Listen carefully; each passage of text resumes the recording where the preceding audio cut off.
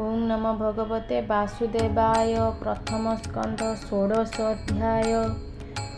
कलिरे खिन्न धरा धर्म गोबेशे कथोपकथन करन्ते तहि परीक्षित आगम षोडश वृत्तान्त। सुतोवाच स्वभावे अभिमन्युसुत अति विक्रमी परीक्षित ब्राह्मण वाक्ये जन्म काले संभिवी हस्तिनामण्डले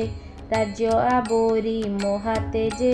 विप्रवचन गुण भजे विराट सुत सुता थिला स्नेहे से परीक्षिते देला उत्तरा सुता भाग्यवती नाम ताहार इरावती ताहार गर्भे चारि सुत धर्मे संपादी परीक्षित कुमार जन्मे जय आदि सकल गुणे से प्रसिद्धि आनंदे राजा परीक्षित यज्ञे बरिला पुरोहित गंगार तीरे वेद सिद्ध साधिला तिनि अश्वमेध दक्षिणा देला मन भरी दिग विजये विजय करी कली जुग को एक दिने देखिला बेले अवसाने से शूद्र जाति नृप सजे लौह मुसल धरी भुजे अग्रे गमिठू नकु थोई हुंकारे पाद प्रहारई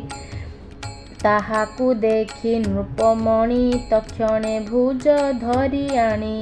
बंधन कला बाहुबले से वीर बनिमंडले एमंते सुत मुखु शुणी सैनक आदि जेते मुनि आनंदे होई कृतकृत्य कहन्ति शुण मुनि सुत सैनक उवाच केवल हेतु परीक्षित दिग विजये उपगत कलिकी धरी बाहुबले बंधन कला किंपा छळे स्वभावे शूद्र रूप धरी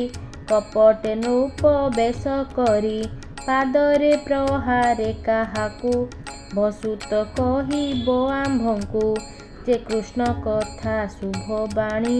ए जीवतरे जाहा शुणी शरीर बही मोह कल्पे कि लाभ असत आलपे आयुष दिनु दिन तुटे जल जे सने छिद्र घटे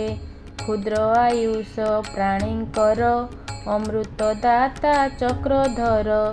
एथु प्राणींक नाश अर्थे मृत्यु पुरुष ए जगते से नोहे काहारी आयत करई क्षणे क्षणे ग्रस्त जाबत जम एही ठारे मृत्यु नहिब मर्त्यपुरे हरि कथार काल एही मुनि कहतु दया बही से मृत्यु मुखु निस्तारण केवल श्रीकृष्ण शरण हरि चरित सुधा पाने अमृत पीहित वचने दिन हरन्ति दुख सुखे ताहांकु नारायण रखे स्वभावे मंद बुद्धि प्राणी निज आयुष न प्रमाणी निरते मंद कर्म करे तार आयुष ए संसारे रात्रि रे निद्रा अर्धहरे दिवस व्यर्थ कर्म सरे एमंते मुनिक प्रसन्ने सुत कहन्ति तोष मने सुतोवाच से राज ऋषि जेते बेले बसिले हस्तिनामण्डले विशेष अर्जुनर नाती राजांक मध्ये चक्रवर्ती कଳି प्रवेश कथा शुणी दिग विजये नृपमणि तार संगते नृपबरे समर्थ नुहन्ति समरे उत्तम रथ सज करी रथे जोचिला अश्वचारी श्याम तुरंग मन जब के कहु अश्वंक प्रभाव अश्वभूषित अलंकार जेने उदित दिवाकर रथ उपरे सिंहध्वज पुरु बाहार महाराज आवृत चतुरंग बले କେତାକୁ ସମ ମହି ତଳେ ଦିଗ ବିଜଏ ବିଜେ କଲା ଚଳନ୍ତେ ଅବନି କମ୍ପିଲା ମିଳେ ଉତ୍ତର କୁରୁ ଦେଶେ ସର୍ବନୃପତି ତାର ବସେ ଭଦ୍ରାଶ୍ୱ କେତୁ ମାଳ ଜିଣି ଭାରତ ବର୍ଷ ନୃପମଣି ବରଷ କିଂ ପୁରୁଷ ଆଦି ଜିଣିଲା ସକଳ ସମ୍ପାଦି ସର୍ବନୃପତି ତା ଚରଣେ ଧନେ ଖଟିଲେ ଦାସପଣେ କେତେ ହେଁ ଲୋକ ତାର ଆଗେ କୃଷ୍ଣ ଚରିତ କଥା ରଙ୍ଗେ ଆତ୍ମାକୁ ରଖିଲେ ଯେ ମନ୍ତେ ଦ୍ରୋଣ କୁମର ଶସ୍ତ୍ରଘାତେ ବୃଷ୍ଣି ପାଣ୍ଡବ ବନ୍ଧୁପଣେ ଭକତି କୃଷ୍ଣର ଚରଣେ ପୂର୍ବ ପୁରୁଷଙ୍କର ବାଣୀ ତୋଷ ତାହାଙ୍କ ମୁଖୁ ଶୁଣି ସନ୍ତୋଷ ହେଲେ ନୃପମଣି ଉତ୍ତମ ଧନ ବସ୍ତ୍ର ଆଣି ତାହାଙ୍କୁ ଦେଲେ ପୁରସ୍କାର ରତ୍ନ କଙ୍କଣ ମଣିହାର ପାଣ୍ଡବ ତୁଲେ ଯେତେ ଭାବ ସଂସାରେ ସାଧିଲେ ମାଧବ ରଣେ ସାରଥି ପଣେ ରଥେ ଯେ ବନବାସ ଘୋର ପଥେ ଦୁଃଖ ଉଦ୍ଧାରି ସଖା ପଣେ ହସ୍ତିନା ଗଲେ ଦୂତ ପଣେ ଆସନ ଶୟନ ଭୋଜନେ ସ୍ତୁତି ବଚନ ବନ୍ଧୁ ପଣେ ଏ ଆଦି ଯେତେ କର୍ମ କରି ପାଣ୍ଡବ ସଙ୍ଗ ତେ ବିହରି ସେ ଭାବ ଘେନି ଦୃଢ଼ ଚିତେ ଭଜିଲା କୃଷ୍ଣ ପାଦ ଗତେ ପୂର୍ବ ପୁରୁଷଙ୍କର ଧର୍ମ ସାଧିଲା ଅନୁଦିନେ କର୍ମ ଯାପୁଣି ଦିନେ ଆଚମ୍ବିତେ ଘଟିଲା ଶୁଣ ଶୁଦ୍ଧ ଚିତେ ଧର୍ମ ଯେ ଏକ ପାଦେ ବହି ଦିନେ ସେ ବୃକ୍ଷ ରୂପ ହୋଇ ଭୂମି କି ଦେଖି ଧେନୁ ରୂପେ ବିଶ୍ୱାସେ ମିଳିଲା ସମୀପେ ସେ ଧେନୁ ଅତି ଦୁଃଖେ ଦୁଃଖୀ ଅଧବଦନେ ଅଶ୍ରୁମୁଖୀ କାନ୍ଦଇ ତେଜହୀନ ହୋଇ ବତ୍ସ୍ୟା ବିହୁନେ ଯେହ୍ନେ ଗାଇ ତାର ବଦନ ଚାହିଁ ଧୀରେ ଧର୍ମ ପୁଛଇ ପ୍ରିୟ ଭରେ ବସୁନ୍ଧରୀ ସତ୍ୟ କହ ତୋର ବିଷୟ ମୋ ସନ୍ଦେହ ତୋର ଶରୀରେ କିବା ବ୍ୟାଧି ଅନ୍ତର ବାହାରେ ଆଚ୍ଛାଦି ବିରସ ବଦନ ତୋହର ଯେ ମୁଖ ସ୍ୱଭାବେ ସୁନ୍ଦର କିବା ତନୟ ତୋର ମଲା ସ୍ୱାମୀ ବାଦୁରେ ପ୍ରବାସିଲା କିବା ତୋହର ମନ ବ୍ୟଥା କି ନଷ୍ଟ ଧନେ ତୋର ଚିନ୍ତା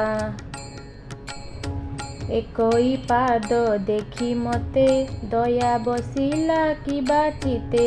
কিবা এ ঘোর কଳି কাଳେ ଶୂଦ୍ରେ ଭୁଞ୍ଜିବେ ତତେ ବଳେ କିବା ଦେବଙ୍କ ପ୍ରୀତି ଛଳେ ଯଜ୍ଞ ନୋହିଲା ମହି ତଳେ ତେଣୁ ବା ଇନ୍ଦ୍ର ନ ବର୍ଷିଲେ ଏଣୁ ବା ପ୍ରଜା ନାଶ ଗଲେ କିବା ପୁରୁଷେ ନିଜ ନାରୀ ଉପେକ୍ଷୀ ପର ଦାର କରି କିବା ବାଳକେ ପିତା ମାତା ଛାଡ଼ିବେ ତେଣୁ ତୋର ଚିନ୍ତା କିବା ବ୍ରାହ୍ମଣେ ବେଦବାଣୀ ସାଧିବେ ନିଚ କୂଳେ ଆଣି କିହି ନକ୍ଷତ୍ର ବନ୍ଧୁ ରାଜା କଳି ପୀଡ଼ିତ ଜନ ପ୍ରଜା ନିଜ ଭୁବନ ଛାଡ଼ି ଜନେ ପଶିବେ ଦୁର୍ଗମ ବିପନେ ପ୍ରାଣୀ ନ ମଣି ସ୍ଥାନା ସ୍ଥାନ ଆସନ ଶୟନ ଭୋଜନ କରିବେ ପର ପାକେ ମତି ପୁର ଯୁବତୀ ସଙ୍ଗେ ରତି କିବା ତୋହର ଗୁରୁ ଭାର ଖଣ୍ଡିଲା କୃଷ୍ଣ ଅବତାର ତାର ଚରଣ ତୋ ଉପରେ ଯେହ୍ନେ ଭୂଷିତ ଅଳଙ୍କାରେ ତାର ଚରିତ ଗୁଣ ଲୀଳା କିବା ତ ମନ ସୁମରିଲା ତାର ବିଯୋଗେ ତୋର ଚିତ ଚିନ୍ତା ସାଗରେ ମୋହଗତ ଏ ଆଦି ଯେତେ ଚିନ୍ତା ଭାର କହତ ବିମନ ବେଭାର ଦେବେ ପୂଜନ୍ତି ତୋତେ ଭଲେ ଏବେ ଅବଜ୍ଞା କିବା କଲେ କାଳ ବା ତୋର ଶୁଭ ହରି ଏଣୁ ଦିଶିଲୁ ହତ ଶିରି ଧର୍ମ ବୃଷଭ ବାକ୍ୟ ଶୁଣି विनये कहई धरणी उवाच भो वृष जेते प्रश्नोत्तर एतते न हे अगोचर तोहर चतुरचरण प्राणीक सुखर कारण सत्य शौच दया क्षांति त्याग संतोषे रुजुवृत्ति तपसुमता समदम तितिक्षा लाभे उदासीन ज्ञान वैराग्य ऐश्वर्य स्वातंत्र्य तेज स्मृति सज्य धैर्य कौशल मृदु भाव कांति वाग्मिता सुस्वभाव विनय सह उज्जबल स्थैर्य गांभीर्य ए सकल कीर्तिमान अनहंकार ए सर्व जाहार शरीर ए आदि अन्य धर्म जेते कर्म साधन ए जगते महत जन आचरण